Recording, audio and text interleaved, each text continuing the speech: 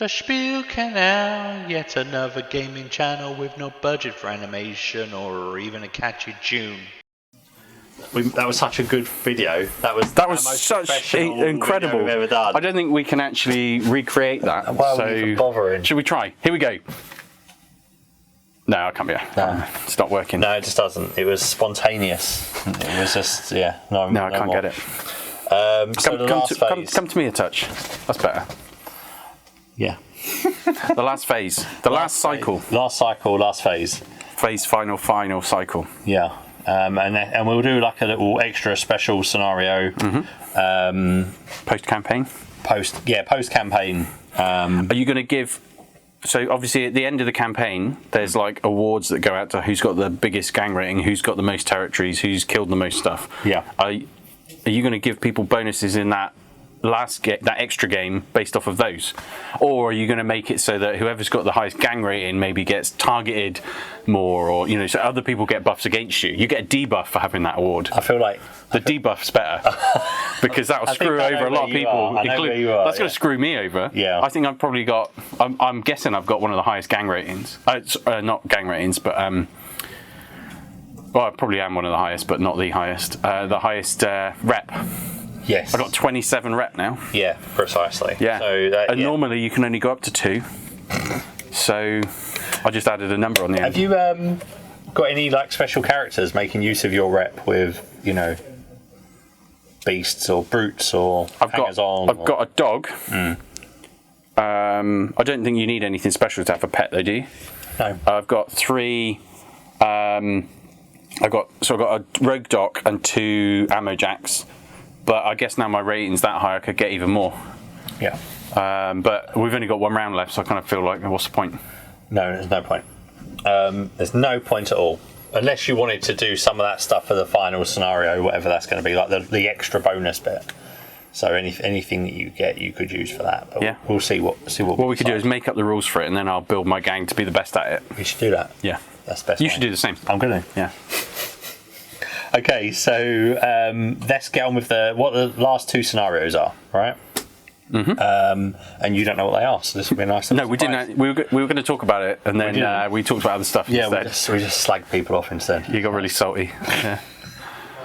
Okay, so the last 2 are one that will feel very similar to a game that you've played against Will, I suppose, called The Last Stand. It's a little bit like the trap scenario that we just had, where you have one gang that start in the middle, but this time the defender gets to start with, what is it? It's like on average about 6 people right in the middle of the board. Just a standard setup as well. It's not a weird formation, and they'll get to bring others on as reinforcements. The attacker gets to bring in a handful of people and then more waves of reinforcements as well, right? Okay. But the reason it's called Last Stand is the attacker's gang really wants to defeat the defender, and technically it isn't their gang that's coming to do it. They've hired lots of proxies to come and fight. So it's kind of waves and waves of people. So what they've got people with like extra moustaches and stuff. Precisely. Yeah. So the attacker gets to use their same models, and they get to say that the people they've hired have the same equipment as what their gang does. But when those people go out of action, they just get recycled into being another wave of people just to keep coming. And do you then not take any injuries on your gang or anything like that? They don't take any injuries. But they wouldn't get any XP or... they only get 1 XP, so make a note of the model that did the kill, and 1 XP will transfer over. And it goes until the defender has to last... Well, okay, right.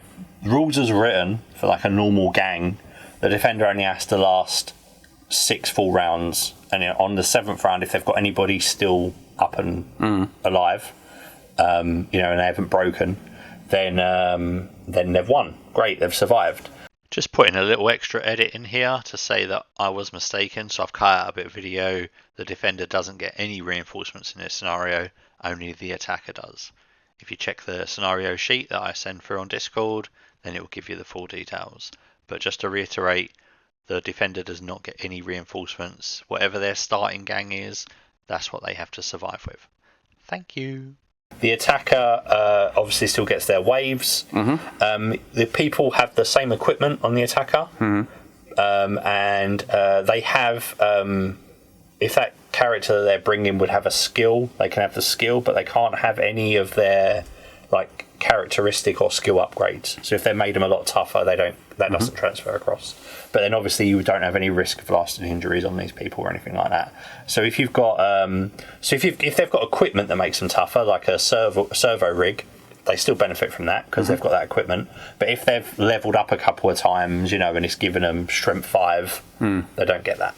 They'll just go whatever the standard profile is. So yeah, that's kind of the first one. Yeah, that sounds good. Right? Yeah, I like that. I think it could be interesting. Okay, the second one is called Shootout. Oh, see, I was reading that as shout out. No, shout out. I was just like, what's he going to shout out about? No. Okay, so this one is only 3 tiles in a corridor. Ooh. And you get D3 plus 2 in your gang, all random. So you can't choose your best people.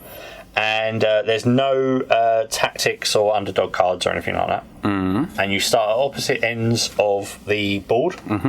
And when you activate, you do a cool check. And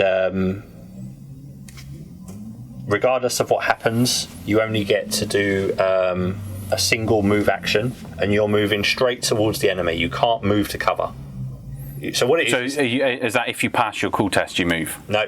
If you fail the cool check, you keep a tally of the fails, right? But regardless, and it's just kind of 2 gangs that are kind of staring each other out. Who's going to chicken first, really? Okay, so all you're doing at the start of the game is doing single move, and then that's the towards end. Each other, yeah. And then the next doing guy, the test. Yeah. Can I guess what happens when you stack up enough failed cool tests? What happens? Do you get to shoot each other? You get to shoot each other. Okay. But who shoots first? Well, so the first phase when you're just moving is called the build-up phase. And just in case you don't fail enough cool checks, you just keep moving towards each other. You can't move within 3 inches of an enemy. If you get to a point where you can't move anymore because you're too close, you just don't get to move. All right? You just stand there next to each other, staring each other out. Pigeon chesting it. Pigeon chesting it, yeah.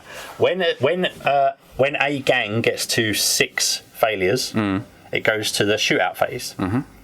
Then every fighter, so potentially up to 5 gang members you could have. You might have 3, you could have 5. All of them do an initiative test. You get +1 to your test if you have a sidearm weapon. If you have an unwieldy weapon, you get -2 to your test. Even if you've got a rule that lets you ignore that. Yep, it's just if it's got that trait. If it has sidearm trait or unwieldy trait, there's modifiers. Yeah, there's modifiers because you're supposed to be coming in with your guns holstered. Yeah, cool. And then, yep, exactly. Then you do your initiative checks, and then it goes to your activations. So whoever passed and has the best score, that fighter gets to activate first. A bestigor. And then I've got a 2 beastmen. I'll be all right. So it's whoever got highest gets to go first, and then the order of that. And then you do any that tied on the results of their initiative check, and then you do any failures. Okay. All right. When you pass, anybody that's tied, if you pass, then you're just the only one. Like you got a 1 on your initiative check because you had a +1 modifier. You get to go first, right? And then you just get your standard 2 actions as normal. Don't you roll high on initiative though, don't you? So 7 would be. Oh yeah, okay, 7, yeah. Right. Yeah, you're right. Some are tested. Maths. It's like having a Dan in the room. Which one? All of them. None of them can do maths. No. Okay, right now that's easy. But if you've got draws, then the fighters are activating simultaneously. Cool. Right. So you both declare what you want to do actions. If you want to shoot, you get to do that before the other guy can move. You've drawn your gun and you're going to fire at them before they get to move. So if you're not going to shoot, if you're both just going to move, then you get to do your movements and carry on like normal. So that's what we'll do. So what we'll do is... Sounds more complicated than it is. It sounds more complicated than what it is. But what we'll say is on the draws, just have Maybe we'll have some tokens that you can secretly decide what you're going to do. Decide what you're going to do, and then when you're ready, you flip them over, so that you're not having you reacting to what the other person is saying that they're going to do. And then that way, you do their shots, and then at the end, whoever failed their initiative, they do their thing last, and then after that, the rounds just carry on like a normal game of Necromunda, and it just goes until last man standing. Oh, cool! So there's a whole there's a build up, there's a draw phase, and then you play a game. Yep. And it might be over pretty quick. Because the gang sizes are so small, it will be the low gang size bottle checks where it's a D3 instead of a D6. Mm-hmm. So if you've got like 5 people or 4 people, you can't fail it until you've started losing people anyway. Mm. And then that's it. That's kind of it. There are some credit rewards, but it's not very much because it's not really necessary because it's the end of the campaign anyway. But both of them are very much would you get like shooting people. A big rep bonus for these ones then instead? Because it's that whole right at the end. Or say big rep, maybe like an extra 1 or something. Yeah, there'll be a little bit of extra rep. You'll get 20 rep if you win. but you lose all of your rep if you lose. Yeah, precisely. But yeah, if you get if you don't kill anybody in shootout, minus 10 rep. Yeah, there you go. So make sure you pay attention to that rule. Yeah, precisely. Yeah. But they seem like 2 solid narrative missions. Yeah, I like both of those. And then no shenanigans with like looting stuff or defiling relics or anything like that. No, it's just like gun each other up, or chop each other. Yeah. So that shooting action on the shootout one takes priority over moves or charges. So if your guy wants to charge him, because you might have someone who doesn't have a gun. Yeah, precisely. And yet they still pass their initiative really well. Yeah. Well, they might both roll badly. Yeah, I don't know. Okay. Yeah, well, I like that. Okay, great. So that's the scenarios. So I did have a question, or a thought. Are we going to change anything to do with territory gain in the last round? We're going to give people a chance to grab more in some way. Maybe if they play against different people, they got a chance to gain more, or would you happily just leave it as it is? I would say that you can do your. I was actually having a thought. I want your opinion on this, actually. Opinion. Did just have an idea, though. Go on, then. What's your idea? If you beat someone that's got more territories than you can still take one. Yep. If you beat someone that's got less territories than you can't. That could be a good way of doing it. Yeah. So it means if you've already got loads and you play against someone who's not doing very well, or a load of their guys are missing a game or something like that, you're not going to suddenly just jump up another one. Yes. And the thing I was going to say is we still have the challenger from the lowest gang rep to the highest gang rep, but on the last stand, the challenger can pick if they want to be an attacker or a defender. Oh, cool. Yeah. Just so they're not shoehorned into having to have the. No, they might actually be better off defending. Yeah. So that's their choice. In shootout, it doesn't matter because it's both of you bring in. There isn't an attacker defender. No, there is only. And there's no tactics cards or anything. So no, it's all that's just the purest Necromunda. So that's the last 2 missions. Last 2 missions. We'll do. Yeah. We'll have one more video related to this campaign, which will be the final scenario and a wrap up of everything. Yeah, how it all went. And we might do a little battle report ourselves if we can. Yes. I would very much like us to, like if we had to go a shootout or something. Yeah, that'd be cool. Something that's like a video that wouldn't take too long to do. Let's do a shootout. Yeah. Let's decide what models we're going to use, and then I'll paint those models. Okay. So that because a lot of my gang isn't painted, but like I could manage 5 guys maybe. Yeah. Okay. Cool. That's clippable, that bit. Yeah. All right. Yeah, we can do that. We'll do a shootout, and we'll do 5 guys, and we'll just pick which ones they are. Yeah, it's not funny. Stop being childish, Jim. It will be fine. Cool. Anything else we want to add on? No, not really. I've really enjoyed this. It's been a lot of fun. Yeah, I feel like the last. I think the first half was really, really good. I think the second half There's been a few dropouts and stuff.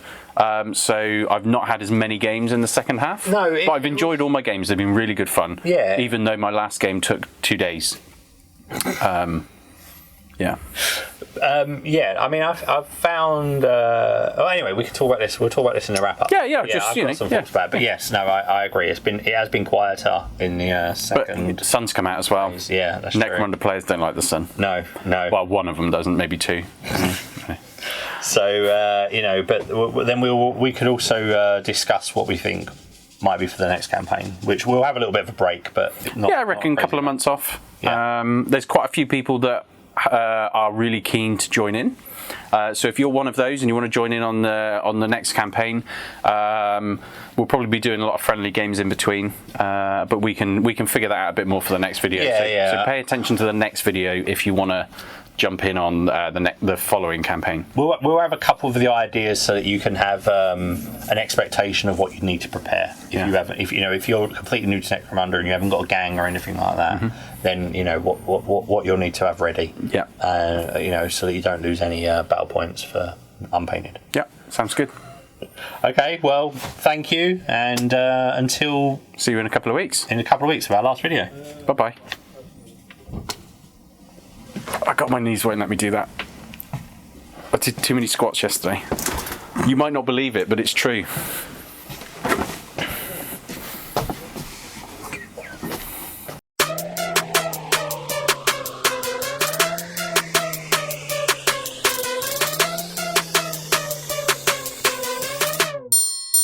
Tabletop Stimulator.